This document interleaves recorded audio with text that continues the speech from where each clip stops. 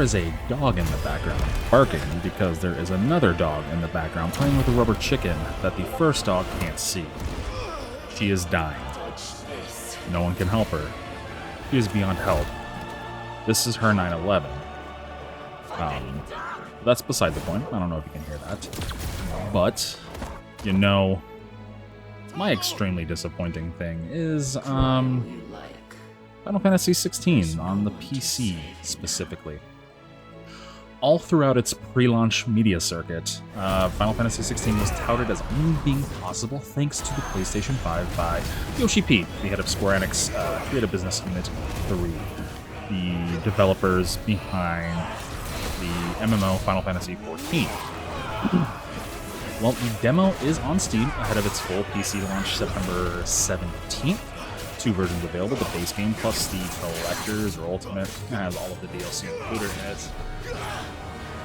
And it seems that Square Enix has ditched their timed exclusivity deal with Epic Games, so Final Fantasy 16 is free from the death clutches of the Epic Games Store on PC for its launch. No 6-month waiting period here. But let's not dwell on Square Enix's past mistakes. Let's dwell on numerous current ones for the title. That mistake is the PC port of Final Fantasy 16. Now, it's not buggy. There's no glitches. There's no issues with it running on my PC. Nothing like that. It runs perfectly fine. The game runs fine. It runs better than it does on the PlayStation 5. It consistently looks better than it does on the PS5 at a higher frame rate. PS5 does have some of that extreme dynamic resolution work where the performance mode, the overall resolution will drop down to 720p or below to maintain those 60 frames per second. Quality mode is stifled to 30 FPS only. The low frame rates are not required here on the PC side for the quality version, or the drop in dynamic resolution for a performance version. It's PC, obviously. Up to 8 here, it has a full suite of PC-centric settings, all the AI upscaling that NVIDIA, AMD, and Intel offer with their chipsets. I did give Yoshida the benefit of the doubt, albeit extremely slightly, when he reasoned that this game was only possible on the PlayStation 5. I thought maybe it had something to do with Sony's proprietary SSD on the console. It's the hardware advantage that it has over the Xbox Series X. Every other advantage is monetary and install base wise.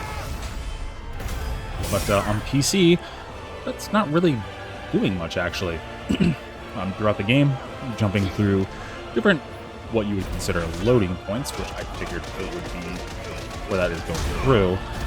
There's no stuttering, there's no nothing, everything runs and flows perfectly smoothly. Now this is like much with the most recent Ratchet & Clank, transitioning through the portals from area to area. A super fast SSD is needed to maintain the flow of the game. You can play it on a hard disk drive, see, and you do get stutters and lags as it tries to load. On an SSD, and the faster SSDs, it's much quicker. But that's not actually it. My standard NVMe drive accomplished the transitions through cinematic fight scenes with icons just fine, or through obvious hidden loading areas, no issues. So the PC port is, well, just the port. Very high settings, it looks like you're on quality mode, though you're not tied down to those 30 FPS that you are in console. Well, almost. Obvious cinematic cutscenes, pre-rendered, drop to 30 frames per second, no matter your set FPS for the title. Those are 30, no matter what. So going from gameplay of 120 or 240 if you're running a 240Hz monitor, or the in-game cutscenes, going from 120 to 30 is quite jarring and extremely off-putting. It's honestly disappointing. Typically, you'll see developers take advantage of a much stronger hardware to really show what their artists can do, but not here.